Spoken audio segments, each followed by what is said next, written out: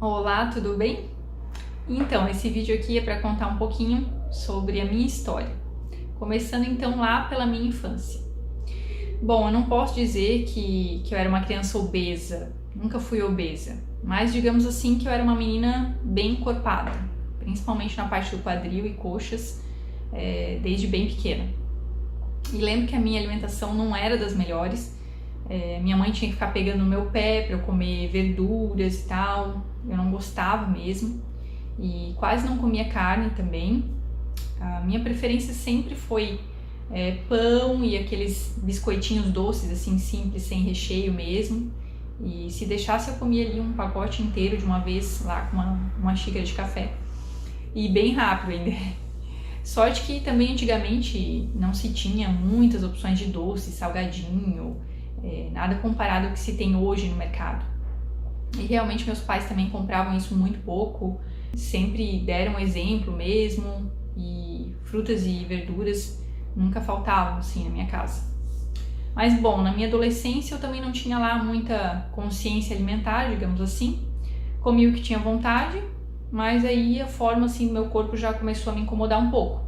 Me achava gordinha e o uniforme do colégio eu gostava que tivesse assim uma blusa mais comprida para esconder a parte de baixo. E tinha autoestima baixa mesmo, né? Mas não sabia bem o que fazer para melhorar, não associava essa questão da forma física que eu tinha com a minha alimentação. E quando eu tinha 15 anos, eu vi que tinha aberto uma academia no clube do lado da minha casa e meus pais eram sócios lá. Me interessei e aí comecei a fazer musculação mesmo. E na verdade até nunca mais parei, até hoje faço musculação. E nessa academia o professor era assim super gente boa. Comecei a escutar lá sobre shakes, suplementos, dietas e tal. Comecei a simpatizar aí por esse mundo todo da nutrição. Com isso já comecei a me tocar de algumas coisas e melhorei a minha alimentação naturalmente aí e emagreci um pouco.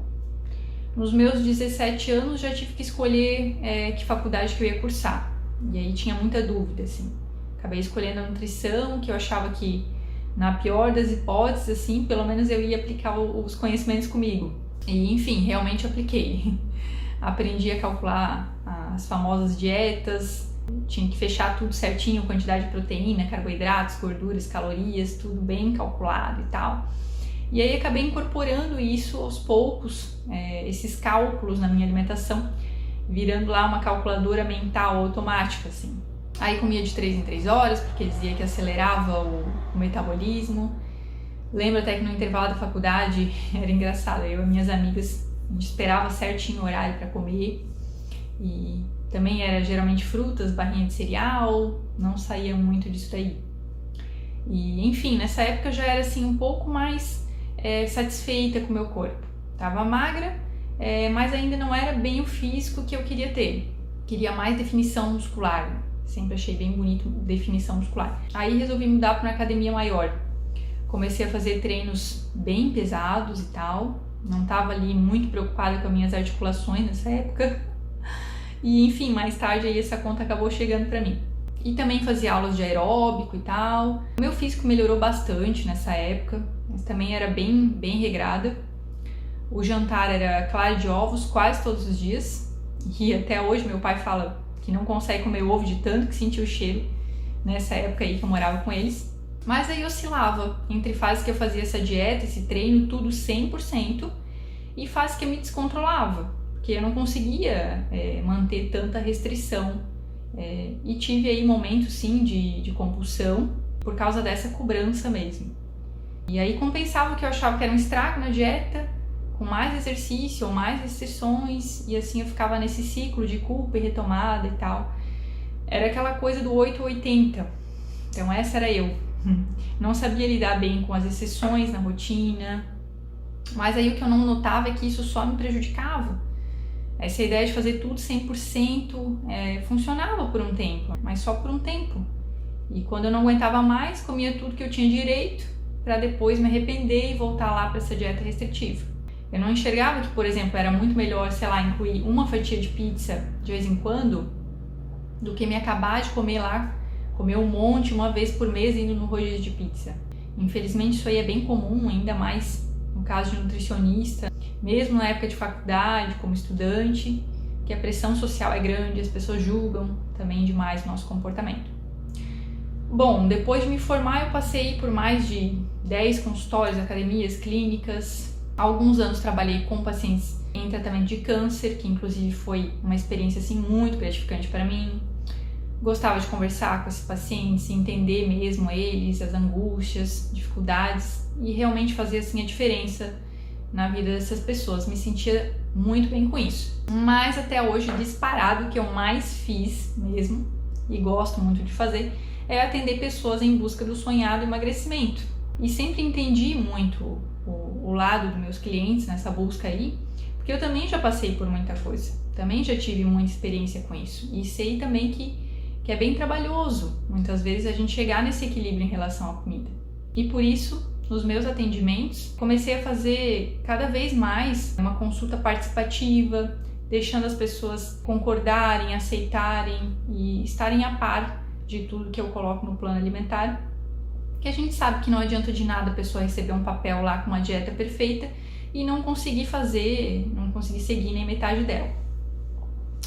Enfim, também estudei nutrição comportamental mais recentemente, isso me ajudou muito, tanto para mim como para os meus clientes, que é aí entender essa parte psicológica por trás das escolhas alimentares. E com o passar dos anos todos eu fui gradativamente adquirindo aí uma consciência alimentar de verdade, diferente daquela que eu tinha na época de faculdade, que era limitada mesmo. Eu nunca me enquadrei totalmente também numa dieta específica. E hoje eu vejo que isso aí também, na verdade, não faz diferença. Porque quando a gente tem consciência alimentar, de verdade, não importa qual tipo de dieta, porque você vai sempre ter bons resultados. Mas precisa ter constância. Nada de pensar em 880. É um meio termo eficaz.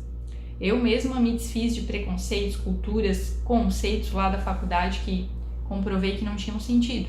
E com isso aí, hoje assim posso dizer que encontrei a minha melhor forma física, né, de toda a vida ali. Depois dos meus 30 anos, temidos 30 anos. Tenho hoje aí menos gordura e mais massa muscular que antigamente.